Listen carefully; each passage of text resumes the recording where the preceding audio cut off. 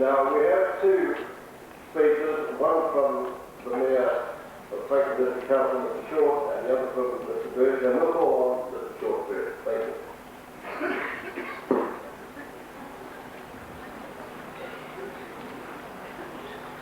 Thank you, Paul. The Honourable Bill Birch and Rosa, local Member of Parliament, other distinguished guests that have been introduced, ladies and gentlemen, and girls and boys. Even the heavens weep with joy on the 125th anniversary of the Patumahoe School. And it is a privilege and a pleasure for me to be here with you today and to have the opportunity to address you and say a few words. And my wife joins with me in extending thanks for the privilege extended today. School reunions to me are something that becomes more and more important the older you get. And the longer you have left the school, the greater the joy when you get back for an occasion such as this. And I know that you're not here to listen to a whole raft of speeches rather than to get around among yourselves, reminisce over old times, and particularly the incidents that basically you have forgotten until somebody reminded you of them. I know it's the 100th anniversary of Patumahoe Primary School. I was reminded of several incidents, and I'll relate that to it. And we used to have a teacher who, apart from teaching spelling, you had to give what the word meant. And one day, one of the boys in the class was asked to spell the word straight. And he said to the teacher, yes, miss, S-T-R-A-I-G-H-T. That's right, Johnny. What does it mean? And he looked at the setting and thought for a moment, and he said, without water.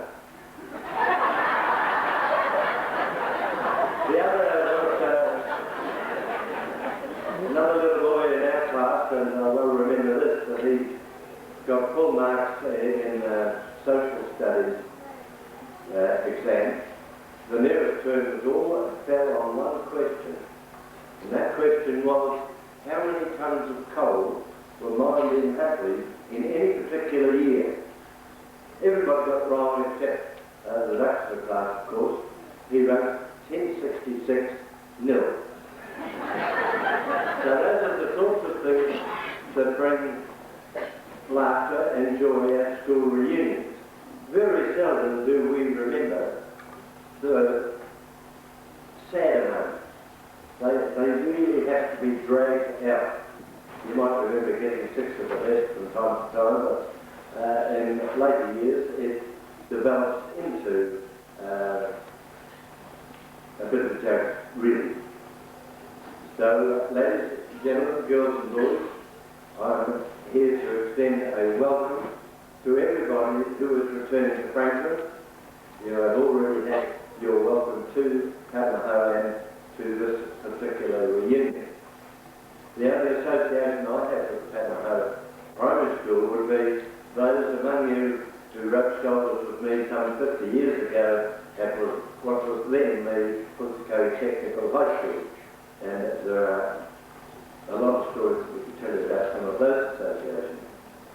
But one only I'm going to bring to your attention. Those that know those days will remember one Johnny McClure. Johnny McClure was a teacher at the high school. He retired not too many years ago as head teacher of the Patumahoe Secondary School. And in one of his addresses, he penned some words that I tucked away some years ago. And because we have a habit of saying school was better in our day than today, there's no this, no that. And if you take your mind back about 10 years to what problems with teenagers, they're probably just the same as today. And this was in his closing address at a secondary school. We hear teenagers complaining. What can we do? Where can we go? lecturers go home, repair doors and windows, paint the woodwork, rake the leaves, mow the lawns, wash the car, scrub the floors, visit the sick and the poor, study your lessons, and when you're through, if you're not too tired, read a book. Your parents do not owe you entertainment. Your city does not owe you a recreation centre.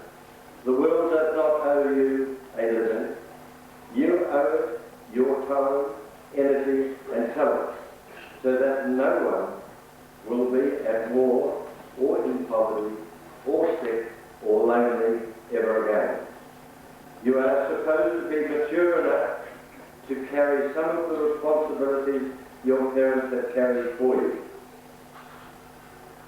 They have nursed you, protected you, excused and tolerated you.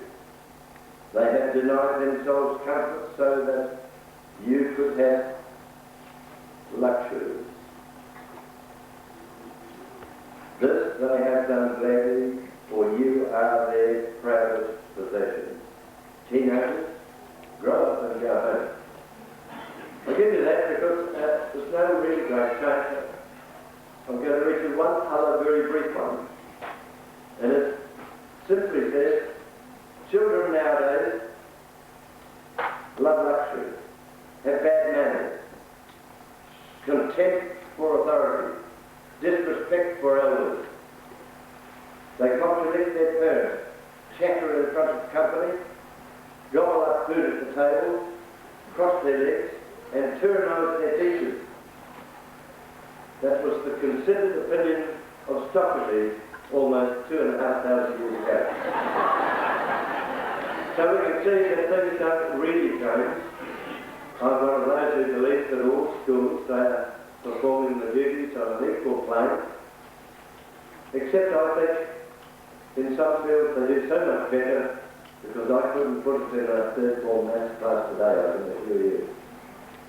So with those thoughts and wishing you all the happiest of reunions, I repeat again, thank you for the opportunity to be here. Congratulations to Mrs. Sidoni and George Ball, those who are responsible for putting this together, and the best wishes to each and every one of you, and in particular for the future prosperity, the future success in the work of the Patumahoe School.